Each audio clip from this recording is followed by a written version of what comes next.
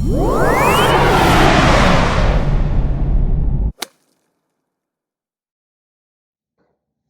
Button क्या हाल चाल। Welcome back to law world.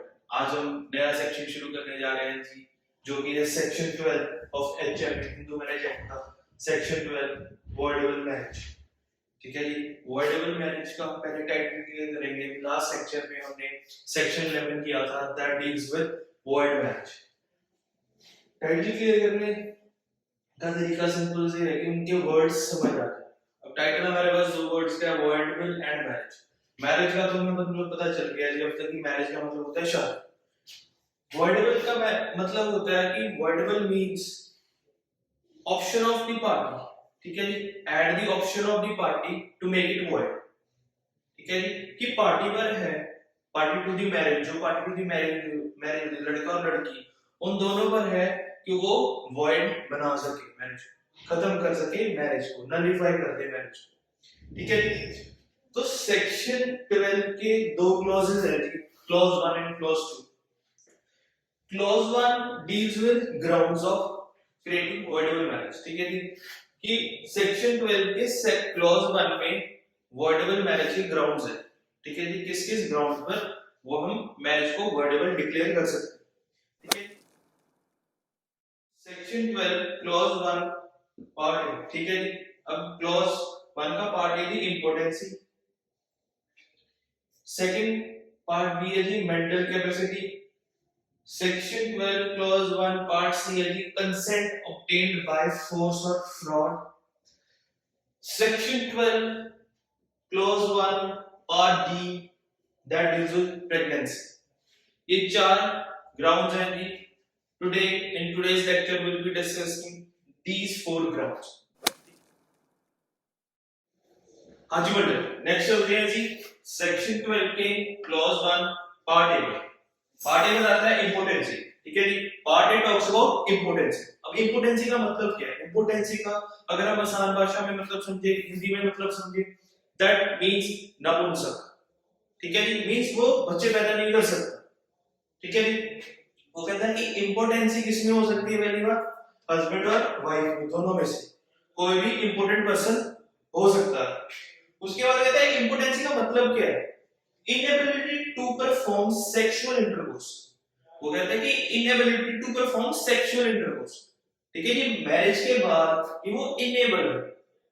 ठीक है जी, person is not able to perform sexual intercourse, की कंज्यूमेशन ऑफ मैरिज हो ही नहीं सकती because the person is important.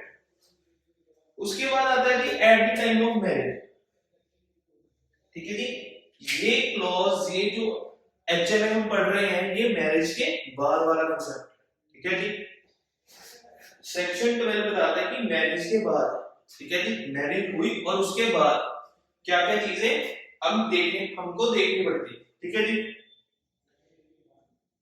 We will understand deeply with example. ठीक है, अच्छी तरह से हम एग्जांपल से समझते हैं। फॉर एग्जांपल कहते हैं कि husband and wife they got married. ठीक है जी, I am writing H initial with for husband, wife initial for W. ठीक है जी, हम एच एंड डब्ल्यू लिख रहे हैं हस्बैंड एंड वाइफ के लिए। वो कहते हैं I am writing I as an initial for important person. ठीक है, अब वो कहते हैं कि हस्बैंड एंड वाइफ है जो उन मैरिड हो चुके हैं, बट मैरिज के बाद क्या आता है कि वो चीज पता चलती है कि जो हस्बैंड इंपॉर्टेंट है। ठीक है जी, आफ्टर मैरिज, ठीक है जी, after marriage, after marriage wife को पता चलता है कि हस्बैंड इंपॉर्टेंट है। ठीक है जी, तो ये मैरिज हो जाएगी वर्डेबल।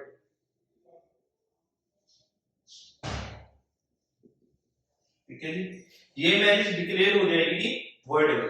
दोबारा से समझते हैं कि after marriage, I am writing M for marriage, मतलब आफ्टर मैरिज वाइफ को पता चलता है कि उसका जो हस्बैंड है वो इंपॉर्टेंट है। तो ये मैरिज अब इस वाइफ पर है कि वो आगे मैरिज को कंटिन्यू करना चाहती है या नहीं। ठीक है, so it is a voidable marriage. Voidable marriage आता है to make it void at the option of party. Valid है बट पार्टी अगर चाहे वो वर्ड डिक्लेयर करवा सकती है। ठीक है जी, आई गेस आपको एग्जांपल 1 क्लियर हो चुका होगा।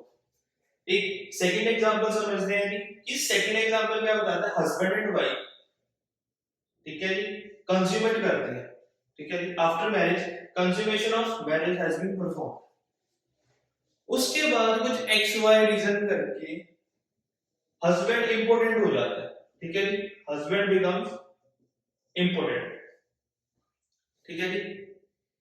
इधर अब वाइफ पिटीशन नहीं फाइल कर सकती, ठीक है जी, दोबारा से एग्जांपल समझते हैं, हस्बैंड एंड वाइफ की मैरिज, ठीक है जी, they got married, husband and wife बन गए and consummated the marriage, marriage को कंज्यूमेट, कंज्यूमेट का मतलब होता है act of performing sexual intercourse, ठीक है जी। वो कहते हैं कि कंज्यूमेट, मैरिज कंज्यूमेट हो चुकी है, कुछ रीजंस करके, एबीसी रीजन करके एच इंपोर्टेंट हो जाता है, ठीक है, हस्बैंड इंपोर्टेंट हो जाता है, तो वाइफ पिटीशन फाइल नहीं कर सकती, so it is not a voidable marriage, ये वर्डेबल मैरिज थी, अब ये वर्डेबल मैरिज नहीं है, ठीक है जी, it is not a voidable marriage. हाँ जी क्लास, एक और एग्जांपल लेते हैं अभी इसी में, ठीक है जी। अब कहते हैं कि हस्बैंड इंपोर्टेंट है, हमें पता है, वाइफ इंपोर्टेंट नहीं है, वाइफ इज नॉट इंपोर्टेंट। अब कहते हैं कि हस्बैंड इंपोर्टेंट है, बट उनके पास अब एक कंडीशन है कि वो डॉक्टर्स के पास जाते हैं, सर्जरी वगैरह जो ऑपरेशन है, जो भी मतलब मेडिसिन लेकर कुछ भी करवाते हैं, और वो पोटेंट बन जाता है, हस्बैंड बिकम्स पोटेंट।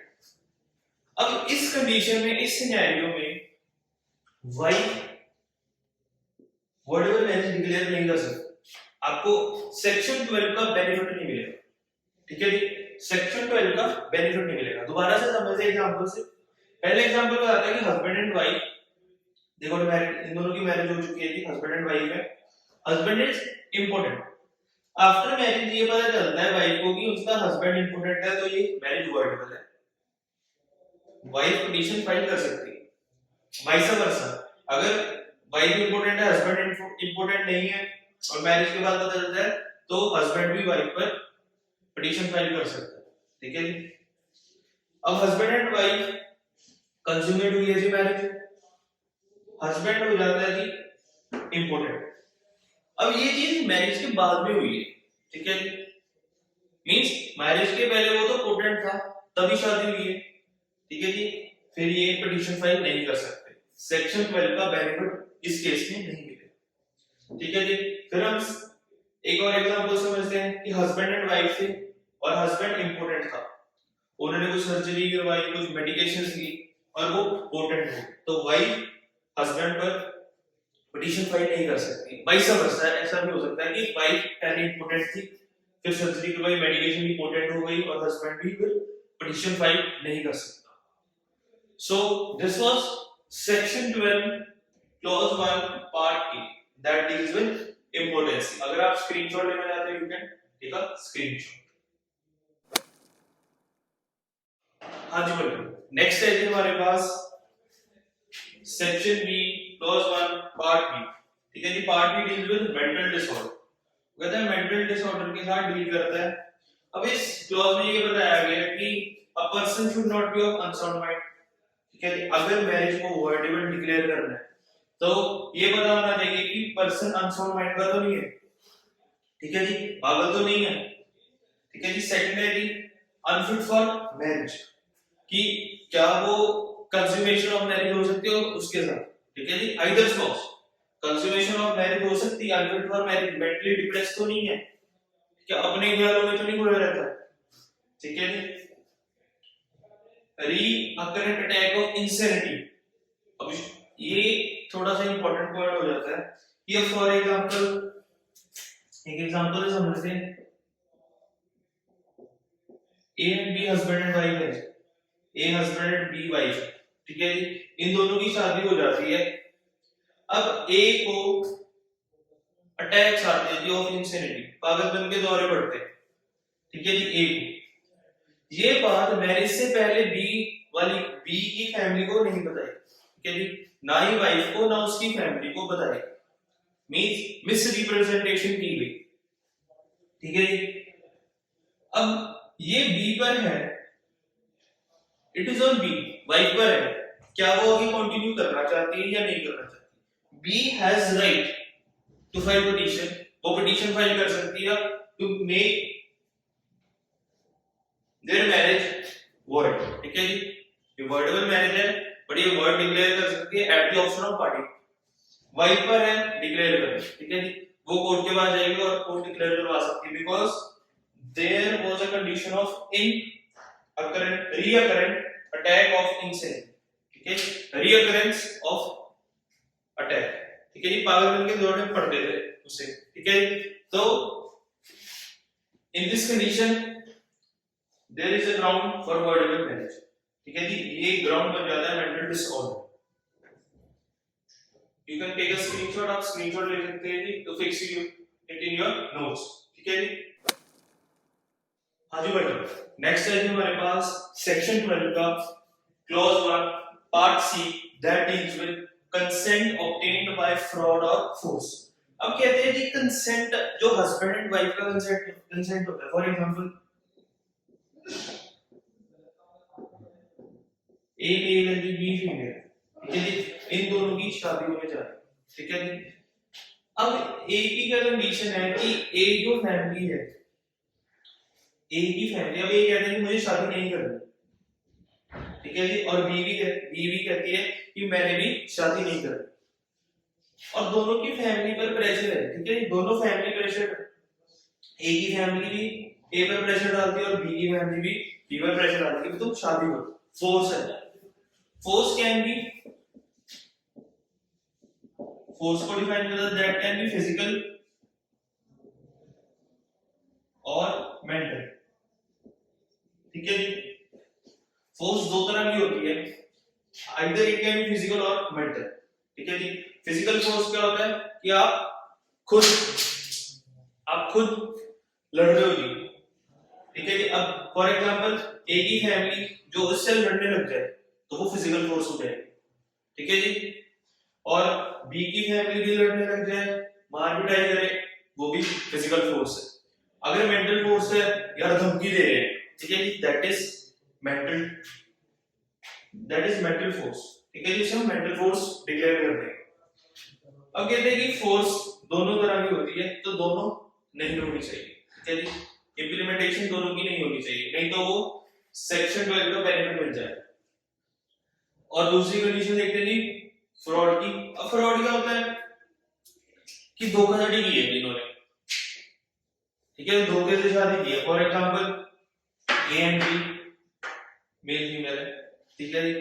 अब ए को बोल देते हैं, ए और बी को बोल देते हैं कि ये शूटिंग चल रही है, ठीक है जी, मैरिज की शूटिंग चल रही है, ठीक है जी। मैरिज को कहते हैं कि हम मैरिज के सीन को रिकॉर्ड कर रहे हैं, फिल्म की शूटिंग चल रही है।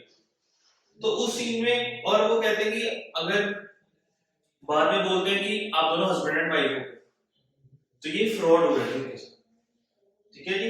ए एंड बी को बोला गया कि ये शूटिंग चल रही है, आप मेरे हाथ दूल्हा और दुल्हन बन जाओ और आपके हम वीडियो शूट करते हैं, और बाद में ये बोलते हैं कि आप दोनों की शादी हो चुकी है। This is fraud. तो ये दोनों सेक्शन 12 का बेनिफिट ले सकते हैं, ठीक है जी। सेक्शन 12 क्या बताता है? कंसेंट ऑब्टेन्ड बाय फ्रॉड और फोर्स। हाँ जी बेटा, नेक्स्ट चलते हैं जी सेक्शन 12 क्लॉज 1 पार्ट डी पर, दैट डील्स विद प्रेगनेंसी। अगर प्रेगनेंसी से डील करता है ये पार्ट, वो कहते हैं कि सिंपल बात है कि eight the time of marriage, वो कहते हैं जब भी, अब ये स्पेसिफिकली डील करता है वाइफ के साथ, ठीक है जी, वाइफ से ही डील करता है, ठीक है, बिकॉज आगे प्रेग्नेंट नहीं हो सकता, तो कहता है वाइफ के साथ डील करता है। तो eight the time of marriage if wife is pregnant from other than petitioner, मतलब पिटिशनर के अलावा किसी और मर्द से वो प्रेग्नेंट है, तो वो मैरिज वर्डेबल मैरिज होता है, ठीक है जी। सिंपल क्लॉज है जी, दोबारा से समझते हैं। Eight the time of marriage from other than the petitioner, कहते हैं कि मैरिज के टाइम पर अगर वाइफ प्रेग्नेंट है पिटिशनर के अलावा, ठीक है, पिटिशनर से वो प्रेग्नेंट नहीं है, किसी और से प्रेग्नेंट है from the other person other than the petitioner, तब वो मैरिज वर्डेबल मैरिज हो जाएगी। अब वो हस्बैंड पर है कि वो पिटीशन फाइल करना चाहता है या नहीं करना चाहता। ठीक है जी, ये कंडीशन बन जाती है जी सेक्शन 12 क्लॉज 1 पार्ट डी। अब इसे थोड़ा माइन्यूट सा डिफरेंस है जी, थोड़ा सा एक डेप्थ में एक एग्जांपल समझते हैं। ठीक है जी, A and B, A male है जी, बी फीमेल। ठीक है जी, अब बी प्रेग्नेंट है। ठीक है जी, B is pregnant from other person. ठीक है जी, बी प्रेग्नेंट है फ्रॉम अदर पर्सन एंड ये ए को पता है, ए नोज इट, ए को ये चीज पता है, फिर भी वो देन ऑल्सो फिर भी वो कंज्यूमेशन ऑफ मैरिज हो जाती है इनके बीच में। ठीक है, they consummate the marriage, they perform the act of sexual intercourse.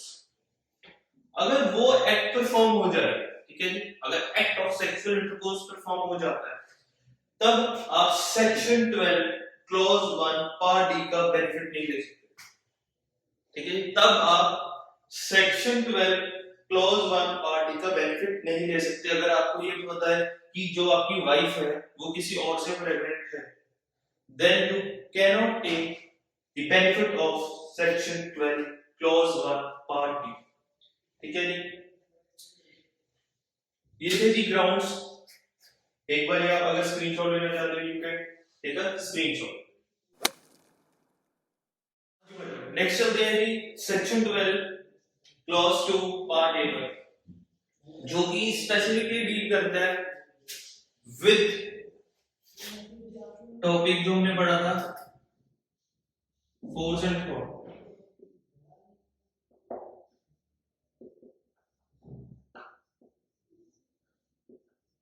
ये हमने पढ़ा था जी सेक्शन 12 के क्लॉज 1 पार्ट सी। ठीक है जी, दिस प्रोविजन, ठीक है जी, सेक्शन 12 क्लॉज 2 पार्ट ए, ये प्रोविजन है जी related to section 12 part 1 clause C. कहते हैं जब अगर किसी का कंसेंट हमने किसी से फोर्स या फ्रॉड से लिया है, तब क्या प्रोविजन है।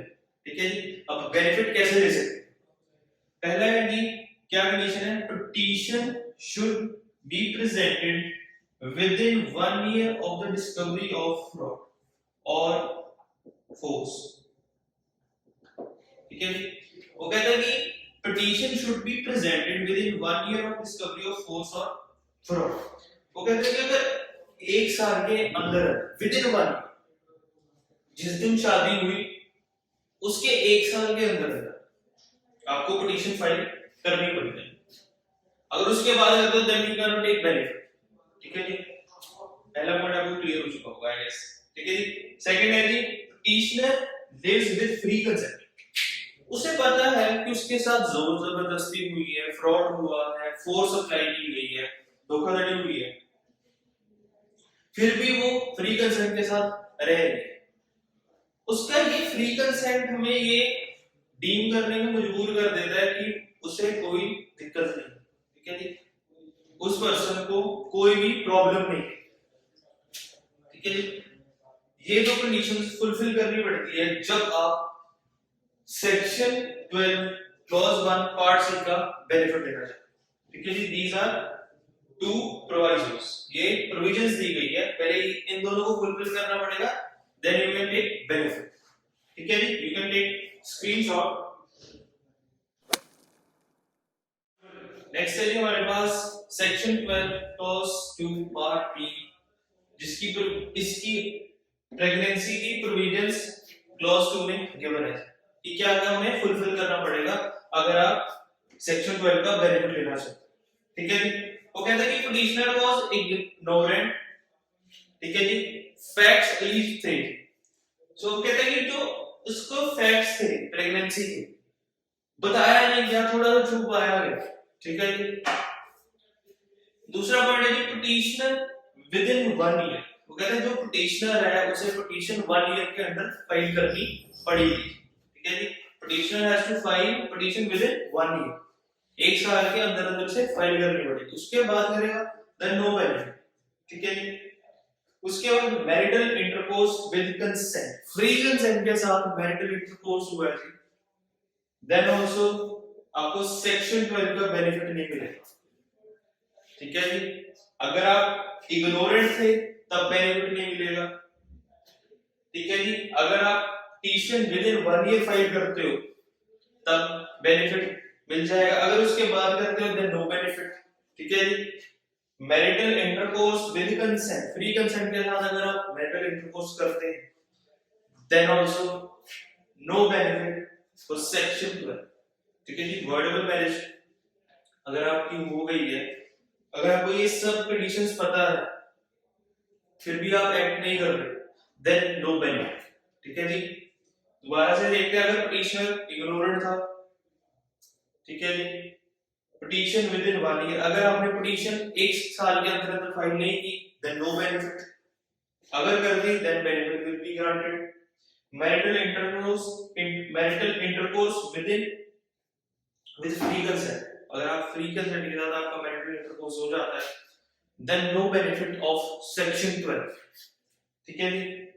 So these were the conditions, these were the grounds, these were the provisions granted under Section 12 of Hindu Marriage Act 1955. I hope आपको क्लास लेक्चर अच्छा लगा होगा, कहीं पर समझ नहीं आता please comment in the comment box, अगर कहीं पे भी डाउट है कमेंट कीजिए, आपको अश्योर किया जाता है that law button will revert back, ठीक है जी। कमांडर आपको रिवर्ट बैक जरूर करेगा।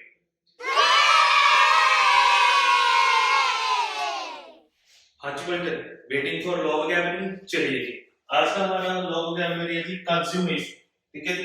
कंज्यूमेशन का मतलब क्या होता है जी, act of performing sexual intercourse after marriage, शादी के बाद आप सेक्सुअल इंटरकोर्स का एक्ट परफॉर्म करते हैं उसे हम कंज्यूमेशन ऑफ मैरिज बोलते हैं, कि आपकी मैरिज कंज्यूमेट हो चुकी है। तो इस टर्म को याद कैसे रखना है, ठीक है जी। हमारा क्या रूल है, हम वर्ड को ब्रेक करते हैं। फर्स्ट वर्ड को ब्रेक किया CON, कौन, CON, ठीक है जी। फिर उसके बाद SUN, ठीक है जी। उसके बाद SUN समन, फिर उसके बाद MAT मैट, पहले कौन फिर सम फिर मैट, ठीक है जी। कौन सम मैट फिर आय, कौन सम मैट आय, ठीक है जी। हाँ जी रोबोट, कैसा लगा आज का lecture, please comment in the comment box, comment जरूर कीजिए, कहीं पे भी डाउट आता है please comment, I assure you आपको रिवर्ट बैक किया जाएगा। ये था जी आज का lecture that deals with section 12 of Hindu marriage act, voidable marriage. आज का लेक्चर बहुत थोड़ा सा लंबा हो गया था बिकॉज ग्राउंड्स भी बताने थे, प्रोविजंस भी बताने थे और एग्जांपल भी बताने थे, ठीक है जी। बिकॉज ये थोड़ा सा इंपॉर्टेंट टॉपिक है, वर्डेबल मैरिज कई बार लोगों को समझ नहीं आता बिकॉज वो देखते सारी मेरा एक्ट खोलते हैं और देखते हैं कि बहुत बड़ा एक्ट, बहुत बड़ा सेक्शन है। तो उसको दूर करने के लिए हमने प्रिसाइजली हर एक चीज बारीकी से बताई है जी। अगर कहीं पे भी डाउट लगता है कमेंट कीजिए कमेंट बॉक्स में, अगर आप चाहते हो कि खुद से एक बार खुद से समझना है तो वीडियो को पॉज कीजिए, रिवाइंड कीजिए, रीस्टार्ट कीजिए, आपको जरूर समझ आएगा, ठीक है जी। कमांडर सर है आपकी हेल्प करने के लिए, समझने के लिए, और ये नॉलेज सबको स्प्रेड कीजिए जी, जिन जिनको चाहिए, ठीक है जी। अपने फ्रेंड सर्कल में, फैमिली में, ठीक है जी, जिसको चाहिए please help that needy ones. Law button आई है जी फ्री बेस लेकर to introduce the various acts, उनको समझाने के लिए, ठीक है जी।